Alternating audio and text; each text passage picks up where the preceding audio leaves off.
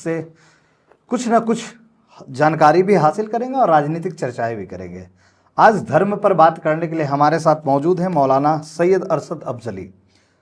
इनकी मैं बता दूं कि गद्दी नसी खानकाट रियासिया अफजलिया सह ये संत सूफी स्कूल के निर्देशक भी हैं और ज़िले के जो शांति समिति के ये सदस्य भी हैं नवादा ज़िले के। बहुत बहुत स्वागत है हमारे चैनल में। Thank you. सबसे पहले मैं बात धर्म पर जब आती है तो धर्म से ही शुरू करूंगा कि आज़ादी के पहले महात्मा गांधी और जितने भी हमारे शहीद हुए स्वतंत्रता के लिए, स्वतंत्रता सेनानी, तो एक ही नारा था कि हिंदू मुस्लिम सिख ईसाई आपस में हैं भाई भाई। उसके बाद आज़ाद हुआ हमारा भारत। कुछ ऐसे ही लोग जो आज भी नफरत की भावना पहुंचा रहे हैं, उस वक्त भी वैसे ही लोग थे जिसके कारण पाकिस्तान और हिंदुस्तान का बंटवारा हुआ। फिर भी भारत में सभी धर्म के लोग रहते हैं, लेकिन आज भी कहीं ना कहीं कुछ लोग ऐसे हैं जो धर्म को लेकर नफरत फैलाते हैं, एक दूसरे को देखना नहीं चाहते हैं। क्या विचार है आपका इस पे? सबसे पहले तो बहुत शुक्रिया आपका, आपके चैनल का, कि आपने हमें इस लायक समझा और बुलाया। बहुत अच्छी पहल आपने की है। उम्मीद है कि आप इस मामले में बहुत आगे जाएंगे। बहुत अच्छी पहल है आपकी और बहुत बेहतर सवाल है आपका। देखिए, सबसे पहले ये है कि जब इस बात को जहन में हम रखें कि हम अगर अपने धर्म के मानने वाले हैं तो अकॉर्डिंग टू धर्म अगर हर आदमी अपने अपने धर्म को ही देख ले तो फिर ये सारे फसाद, ये सारे मामलात, ये सारे झगड़े नहीं होंगे। प्रॉफिट ऑफ इस्लाम मोहम्मद सल्लल्लाहु अलैहि वसल्लम जो इस्लाम के आखिरी पैगंबर हैं, उन्होंने कहा था कि वतन की मोहब्बत आधा ईमान है। तो जो लोग इन चीज़ों को मानते हैं कि वतन की मोहब्बत आधा ईमान है, तो उन्हें तो नफ़रत का ज़रा सा भी शायबा भी नहीं होना चाहिए उनके अंदर, यानी ज़रा से भी उसकी का अंश भी नहीं आना चाहिए नफ़रत का। बावजूद अगर इसके कोई नफ़रत करता है मुस्लिम या हिंदू या सिख या ईसाई, तो मेरा अपना जहाँ तक मानना है कि उसने सही तौर पर धर्म को नहीं पढ़ा है। क्या धर्म इंसानियत को बांटने का अधिकार देता है? मैंने पहले ही कहा और इसी बात में ये दूसरा सवाल आता है कि धर्म तो किसी भी हाल में इंसानियत को बांटने का नाम ही नहीं देता। धर्म तो पहले ही आत्मा की शुद्धिकरण का नाम है। जब तक आत्मा शुद्ध नहीं होती धर्म मुकम्मल नहीं होता। शास्त्रों में, हर शास्त्रों में ये लिखा हुआ है कि पहली जो ईश्वर को, अल्लाह को जो पसंद आपका जो अमल होता है वो ये कि जिसको भी उसने बनाया है आप उससे कितना रिलेटेड हैं, आप उसको कितना चाहते हैं। अगर आप इंसानियत के प्रति का आपका दिल इंसानों के प्रति का अगर मुलायम है तो इसके मायने कि आपका पूजा, मेरी नमाज, किसी की वंदना जब ही कबूल हो पाएगी। अगर वो इंसानियत को छोड़कर वंदना और पूजा और नमाज की बातें करता है तो आई थिंक वो इसमें नामुकम्मल है। उसको पहले ग्रंथ को अच्छे से पढ़ना चाहिए। आपके हिसाब से धर्म में मानवता और इंसानियत में क्या महत्व होता है? देखिए, बहुत बड़ा महत्व है इंसानियत का। मैं आपको एक बात बताऊं कि इस्लाम में एक पैगंबर का जिक्र होता है जिनका नाम इब्राहीम है, जिनके नाम से लोग कुर्बानी करते हैं बकरीद में जो का मामला होता है। उनका एक तरीका ये था कि जब भी वो खाना खाते थे तो अपने किसी ऐसे बाहर के व्यक्ति को अपने दस्तरखान पर, अपने खाने पर बैठाते थे कि हम आपको साथ में खिलाएंगे। एक दिन ऐसा हुआ कि जिसको उन्होंने बुला कर लाया कि तुमको मेरे साथ भोजन करना है, तो उसने ईश्वर का नाम नहीं लिया। उसने उनके हिसाब से अल्लाह का नाम, ईश्वर का नाम नहीं लिया। तो उन्होंने उसका हाथ रोक दिया कि तुम तो लगते हो कि मेरे आदमी नहीं हो।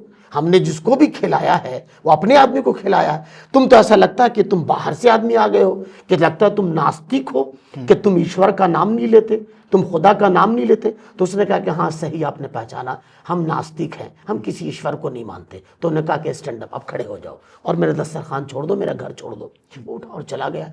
मगर इसी असना में ग्रंथों में आया कि बाकायदा उनको कॉल हो गया इब्राहिम को कि आपने जिसको निकाला है मेरे दस्तरखान से उसको खोज के बुलाइए। अगर वो नहीं खाएगा तो आपकी सारी वंदना, सारी पूजाएं आपको मुंह पर मार दी जाएगी। तो उन्होंने कहा कि नहीं किया। हाँ, अगर आपने उसने कहा कि मालिक, चूंकि वो तेरा नास्तिक था, वो तुझको मानने वाला नहीं था। कहा मैं जानता था, इसके बावजूद हमने 50 साल से उसको खाना दिया है और आप 5 मिनट आप खाना नहीं खिला सके उसको, वो भी मेरा दिया हुआ, ईश्वर हम है कि आप हैं। तो इसमें उन्होंने सारा दिया हुआ ईश्वर, सारा दिया ईश्वर का था। तो उन्होंने अपनी तलाफी चाहिए और फिर खोज करके उसको लाया। पता ये चला कि मानवता बहुत बड़ी चीज है, यानी सारी पूजा, सारी नमाज, सारी इबादतें एक तरफ, मानवता की खिदमत एक तरफ। तो आप इस बात को मानते हैं कि जो लोग प्रयोजन बना के धर्म परिवर्तन करते, अभी बहुत सारा खबरें आती है, अभी जिस ज़माने में हम लोग जी रहे हैं, आज़ादी के 79 साल गुजर गए, तो बहुत सारे आते हैं कि ईसाई धर्म में परिवर्तन आज करवाया जा रहा है, राजवंशियों की टोला जो भी है, दलितों के बस्तियों में जाकर। तो क्या अंतर आत्मा को बिना बदले हुए धर्म का परिवर्तन किया जा सकता है? पहला सवाल यही आता है कि जो अगर कोई बदलना चाहता है या बदलवाना चाहता है, उसको पहले बदलने की जरूरत है कि क्या आपके धर्म के अकॉर्डिंग, यानी आपके ग्रंथों में, खा कुरान को ही ले ले, मैं कुरान का अध्ययन किया हुआ हूं, तो क्या कुरान में कहीं ऐसा है कि आप जबरदस्ती किसी को बदल दीजिए, किसी की विचारधारा को आप बदलने की एक कोशिश कीजिए? आप नहीं, काम यह है कि आप अच्छी बातों को लोगों तक पहुंचा दीजिए। अगर वो मानता है और मानकर अगर वो किसी ईश्वर को या अल्लाह को मानने पर आमादा होता है तो वो उसकी मर्जी है, मगर अंतर आत्मा बगैर बदले और आप चाहते हैं कि हम धर्म बदलते हैं, तो धर्म तो बदलने का, धर्म तो पहली मांग जो करता है वो आत्मा की शुद्धिकरण, कि आपकी आत्मा बदली, आपकी सोच बदली, आपकी रूह बदली। बहुत सारे आरोप लग जाते हैं कि फलाना गांव में एक शिविर लगाया गया, कुछ प्रलोभन दिया गया और धर्म परिवर्तन हो गया। क्या प्रलोभन भी एक धर्म परिवर्तन का हिस्सा माना जा सकता है? प्रलोभन से धर्म परिवर्तन लोग कर ले? नहीं, मेरा ये कहना है कि ये पूरे तौर पर धर्म को बदनाम करना है, पूरे तौर पर। मैं पूछता हूं कि अगर यही होता तो क्या ये काम मर्यादा पुरुषोत्तम ने कभी किया था? नहीं। क्या ये काम प्रॉफिट ऑफ इस्लाम मोहम्मद सल्लल्लाहु अलैहि वसल्लम ने किया था? नहीं। क्या जीसस के जनाब ईसा ने कभी किया था? नहीं। उन्होंने अपनी बातें रखी और बात रखने पर जब आए तो उन्होंने जाकर करके कह लीजिए कि जो मर्यादा पुरुषोत्तम श्री राम का जो सबसे बड़ा दुश्मन था उनका उस वक्त, उसको भी उन्होंने सही बात बताने से एक पैसे का दरेग नहीं किया, मतलब अपने आप को पीछे नहीं किया। जो सच था, जो सही थी, उसको माना। यही वजह कि एक मर्तबा रावण ने कहा था, जो मैंने पढ़ा है, कि आपको मालूम होना चाहिए राम कि मैं हारा क्यों। रावण और राम के बीच में संवाद है ना, तो संवाद में उसने एक सवाल किया था कि पता है राम, हम तुमसे हार क्यों गए? कि मेरे पास अलौकिक शक्तियां थी, हमारे अंदर वो शक्तियां थी कि हम किसी को भी अपने वश में कर सकते थे, बट हम तुमसे हार गए। उसकी वजह क्या थी? तो मर्यादा पुरुषोत्तम सिर्फ एक सवालिया निशान से मुस्कुराए, मगर वही जवाब देता है जो उनका क्या नाम है दुश्मन था, जो शत्रु था। उसने कहा कि मैं तुम्हें जवाब देता हूं। तो जब रावण ने जवाब दिया था, पूरी दुनिया जो जवाब को लेना चाहती है, कि रावण ने जवाब दिया था कि राम, तुम्हारे पास एक ऐसा भाई था लक्ष्मण जो मेरे पास नहीं था, क्योंकि अब मेरे ही भाई भी, अब मेरा भाई मेरे खिलाफ उतरा हुआ था मैदान में, और तुम्हारा भाई तो। क्या ये धर्म की एक अच्छी परिभाषा नहीं है? क्या ये धर्म की एक अच्छी क्या नाम है एक मिसाल नहीं है कि साहब जी, जहां भाई को इतना कद्र की निगाह से देखा जाता हो, वहां मानवता का, वहां दूसरे के भाई का क्या ख्याल रखा गया होगा? हम तो आज अपने भाई के ही दुश्मन बने बैठे हैं। अब फिर दावा करें कि हम भाई हैं, हम धर्म वाले हैं, धर्म के प्रचारक हैं, और उसका सबसे बड़ी दुश्मन उसका अपने भाई से चल रही है, फिर किस धर्म की बात करता है? मुझे लगता है कि इस तरह प्रचार करना या किसी का भी धर्म परिवर्तन करवाना ये गलत है, और किसी के भी धर्म को बदनाम करने के अकॉर्डिंग आता है। अल्लाह ईश्वर एक सर कहते हैं, अल्लाह को आप मानते हैं, ईश्वर को हम मानते हैं, ईसाई अपने जो उनके इष्ट हैं उनको मानते हैं, फिर इतनी नफरत क्यों? इसमें भी वही बात आएगी कि चूंकि लोगों ने अपने अपने शास्त्र को पढ़ा नहीं, कुरान को पढ़ा नहीं, बाइबल को पढ़ा नहीं, गीता को पढ़ा नहीं, रामायण को पढ़ा नहीं, इंजील को पढ़ा नहीं, ज़बूर को पढ़ा नहीं, तौरात को पढ़ा नहीं। ये सारी पुस्तकें हैं, किताबें हैं, जिनको अगर आज भी सही तौर पर अध्ययन किया जाए तो नफरत की इतनी सी भी उसमें गुंजाइश नहीं होगी। मैं अपनी बात बताऊं, जो मैंने पढ़ा है कि प्रॉफिट ऑफ इस्लाम ने अपने मानने वालों को कहा कि जब तुम पर कोई प्रहार करे, जिसको इंग्लिश में कहते हैं अगर कोई तुम पर ऑफेंस करे, तो डिफेंस की सलाहियत जब तुम्हारे अंदर हो तो इसका ख्याल रखना कि तुम्हारी तलवार की जद में हरे पेड़ की टहनियां भी नहीं आनी चाहिए। जहां हरे पेड़ की शाख को काटने के लिए नहीं कहा गया हो, साहब वो इंसान को कैसे काटने के लिए कह देगा? तो इसी पे एक बात कहेंगे सर। कि वो भी जो मुस्लिम है वो भी मुसलमान ही है जो जिहाद पढ़कर आते हैं। आपके नज़र में जिहाद क्या है? जो कहते हैं कि जिहाद कर कर आए हैं, और जैसा कि हिंदुस्तान में हुआ, ताज पर अटैक हुआ, मुंबई के अच्छे अच्छे जगहों पर अटैक हुआ, और भी बहुत सारे हो ही रहे हैं, कायराना हरकत हिंदुस्तान में घट भी रहे हैं। तो ये सिर्फ जिहाद के नाम पर हो रहा है। आपके नज़र में जिहाद क्या है? देखिए, जिहाद की परिभाषा जिहादियों ने सही तौर पर समझाई नहीं है। मैं बार बार आपको कह रहा हूं कि हर अच्छी चीज की नकल हर जगह आ जाती है। यानी कह लीजिए कि अगर कोई आप सही चीज लाना चाहते हैं, फॉर एग्जांपल के क्या नाम है, 24 कैरेट का सोना, तो क्या सिर्फ 24 कैरेट का सोना ही हमारे यहाँ बिक रहा है? नहीं नहीं, आप कभी कभी हम और आप ठगा भी जाते हैं। उसी तरह जिन लोगों ने धर्म का चोला, मीन्स इस्लाम के धर्म का चोला पहनकर, और उन लोगों ने जो जिहाद की परिभाषा को लोगों की बताने की कोशिश की और नाम लेकर के जो शूट किया है भारत में, ये कैसी गंदी सोच है। कमाल ये है कि किस धर्म की वो बात कर रहे हैं। उन्होंने जिहाद की परिभाषा को समझा नहीं। मैं आपको बताऊं कि प्रॉफिट ऑफ इस्लाम मोहम्मद सल्लल्लाहु अलैहि वसल्लम से पूछा गया कि असल जिहाद क्या है, या what is the meaning of जिहाद। तो उन्होंने ये कहा था, अपने आप से लड़ना, अपने अंदर आत्मा से, यानी हर बुरी सोच से लड़ने का नाम जिहाद है। हर बुरी सोच से लड़ने का नाम जिहाद है। एक और बात मैं आपको बताऊं, चूंकि मेरा ताल्लुक एक संत विचारधारा से है, सूफीज्म से है, हमारा ताल्लुक प्योर सूफीज्म से है। सूफीज्म के बहुत बड़े सूफी ख्वाजा मोइनुद्दीन चिश्ती है। वो कहते हैं कि अगर तुम्हारा पड़ोसी परेशान है और उस पड़ोसी में हिंदू है कि सिख है कि ईसाई है, इससे कोई लेना देना नहीं, आपके घर के साए के तले वो है, वो आपका पड़ोसी है और उसका हक आप पर है। अगर वो परेशान है और आप उसकी मदद करने नहीं गए तो आप एक अच्छे इंसान नहीं, और अगर आप उसकी मदद करने गए, ये भी एक जिहाद है। ये भी एक जिहाद है कि आप उसकी मदद करने के लिए गए, उसके जख्म पर आप मरहम रखने के लिए गए, आप उसके सर पर हाथ फेरने के लिए गए कि तुम परेशान मत हो, तुम्हारी परेशानी का मदावा तो हम करने के लिए। जिहाद का गलत नाम का गलत प्रयोग, यानी इस्तेमाल गलत किया जा रहा है। मैं तो कहता हूं कि अगर कोई पाकिस्तान का हो या किसी भी कंट्री का अगर कोई जिहादी है, वो आए सही तौर पर डिबेट करे कि आखिर जिहाद है क्या। बिल्कुल नहीं। मैं पूछता हूं कि एक भाई, असल इस्लाम में भी एक जिहाद हुआ था।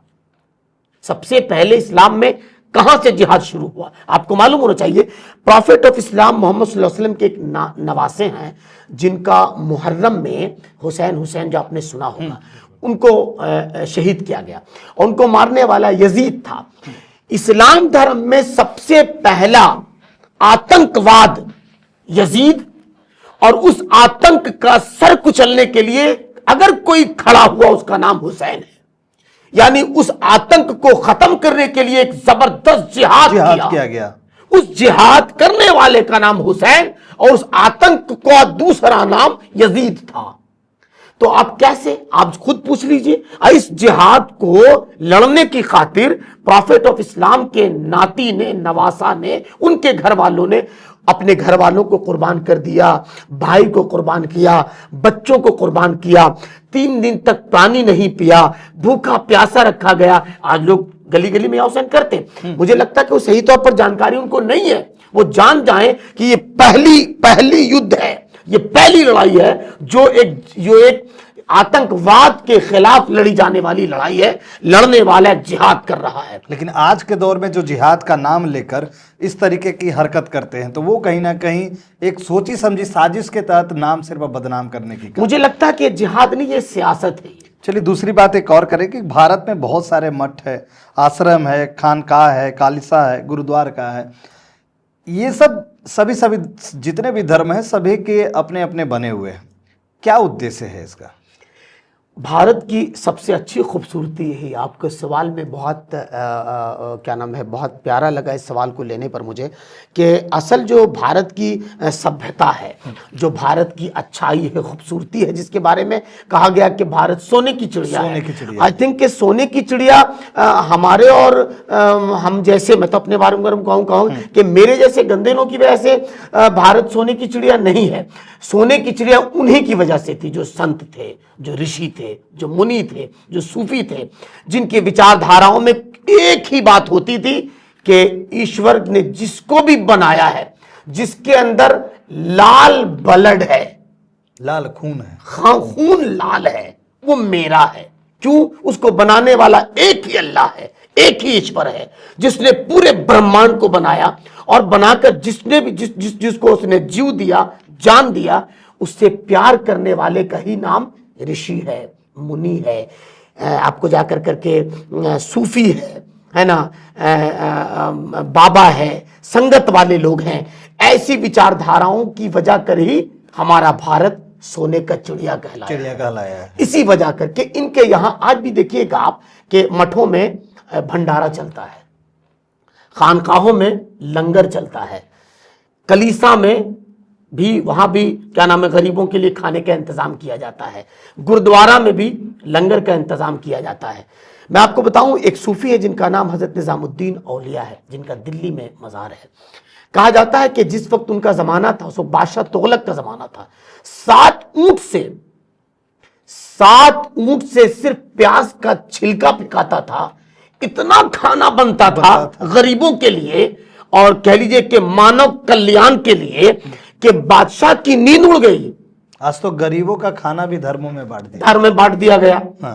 और बल्कि इन धार्मिक मुस्लिम धर्म के हैं तभी क्या ऐसा कोई पाबंदी है कि हिंदू धर्म के जो धर्मशाला है, गुरुद्वारा है, मतलब कोई भी धर्म के हों, कहीं भी खाने के लिए जो आपने बताया ना कि वो हाथ पकड़ लिया था कि तुम हमारे नहीं हो इसलिए तुमको खाना नहीं मिलेगा, तो क्या आज भी ऐसा है कि कहीं हाथ पकड़, कोई भी धर्म का कहीं भी जाके खाना खा सकता है वो गरीब, लेकिन लोगों ने धर्म में बांट कर रखा है इसे।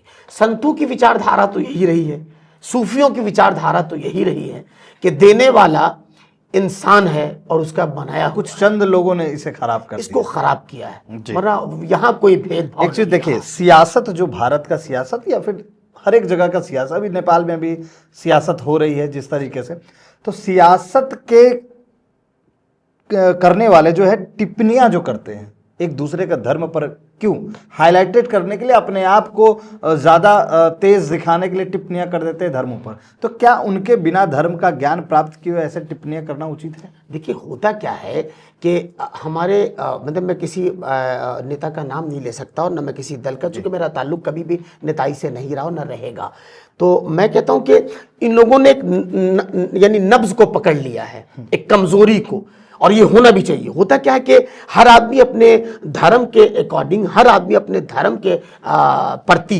वो उसके अंदर एक उत्तेजना होती है, उसके अंदर एक उत्साह होती है, वो सब बर्दाश्त करना चाहता है मगर धर्म के खिलाफ कुछ सुनना नहीं चाहता।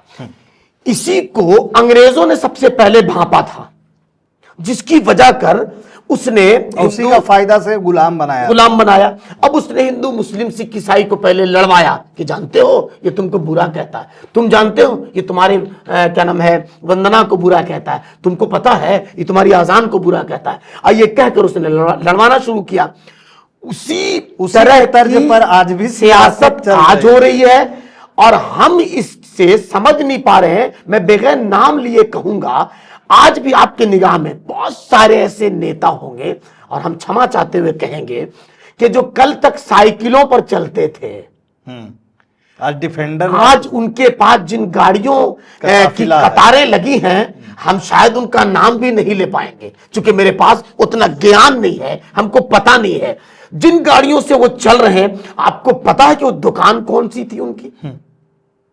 अगर इस बात को लोग जान जाएं कि क्या ये नफरत की दुकान का फायदा उनको नहीं पहुंचा है, कि कल तक वो पैदल चलते थे, मैं एकदम क्षमा चाहते हुए कहूंगा किसी पर मैंने कोई नाम नहीं लिया, मगर हमने एक बात रखी है, याद कीजिए, जहन पर जोर दीजिए। मैं दर्शकों से भी कहूंगा कि जरा सा जोर दीजिए तो आपको याद आ जाएगा। उसी सियासत के गुलाम हम लोग बनते चले जा रहे हैं। खेल खिला रहे हैं, हम वो लोग खेल खेल रहे। कमाल ये हो गया कि साहब एसी से निकलने वाला आपको धर्म का ज्ञान देने लगा, सड़कों पर लड़ाई करवा रहा है। और पहले ये होता था कि एसी वाले को मठ में बैठा हुआ धर्म का ज्ञान देता था, उसमें उसकी चार्मी अलग होती थी।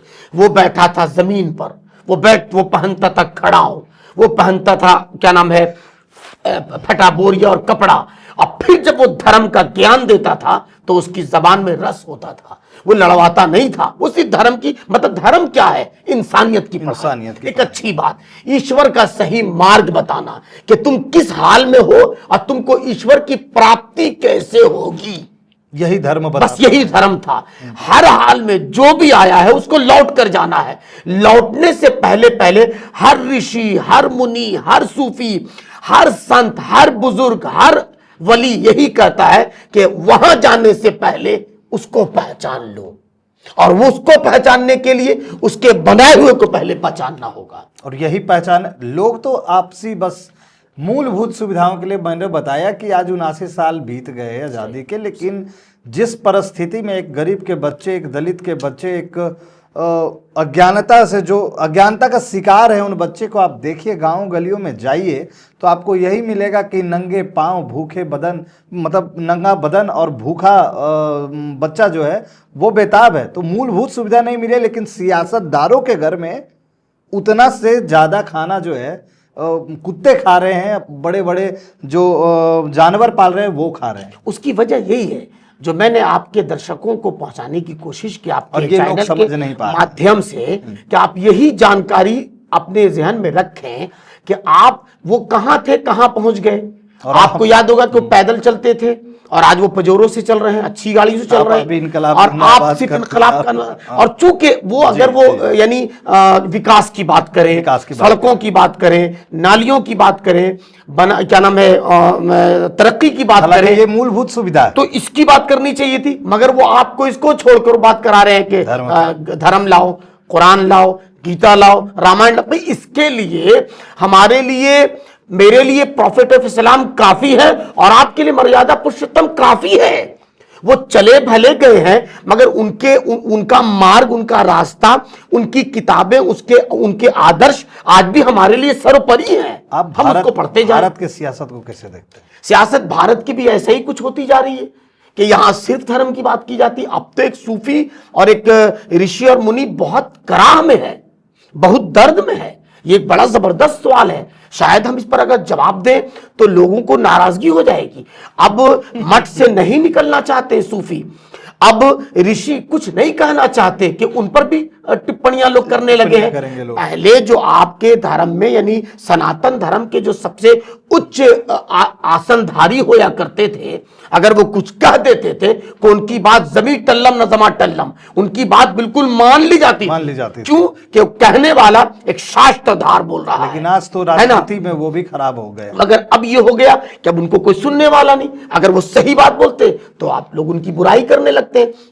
इसलिए भारत की सियासत के बारे में अगर हमसे कोई जानना चाहे तो भारत की सियासत में 95% धर्म को मिला दिया गया है और धर्म को लेकर ही सियासत किया जा रहा है। यही किया जा रहा है। मुझे लगता है कि इससे कम पब्लिक को बाहर आने की जरूरत है कि भाई इसके लिए ये नहीं है। वो दुकानदार हैं, वो दुकान चलाएंगे। कोई नाम देगा कि हम मोहब्बत की दुकान लेकर आए हैं, कोई कहेगा हम नफरत की दुकान लेकर के आए हैं। ये सब दुकान है, ये सब दुकान है।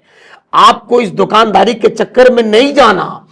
आप ये पता लगाएं कि आपकी गलियां बनी है कि नहीं, आपके बच्चे शिक्षित हो रहे हैं कि नहीं, आपके गांव का सरकारी स्कूल के क्या हालात हैं, मिड डे मील के मामलात में आप कहां तक आप क्या नाम है मजबूत हुए हैं, क्या वो खाना आपके बच्चों के लिए स्वास्थ्य का कारण बन रहा है कि नहीं हो रहा है, सेहत दे रहा है कि नहीं हो रहा है, आप इस पर ध्यान दिलाइए, ज्यादा अच्छा है। धर्म के लिए शास्त्रों के ज्ञानों को रहने दीजिए भाई, वहां हैं लोग, आप वहां जाइए, उसके लिए मंदिर है, उसके लिए मस्जिद है, उसके लिए गुरुद्वारा है, उसके लिए मठ है, उसके लिए क्या नाम है हमारे सिखों का जो गुरु, वहां जाए ना, वहां धर्म खालिसा है सर।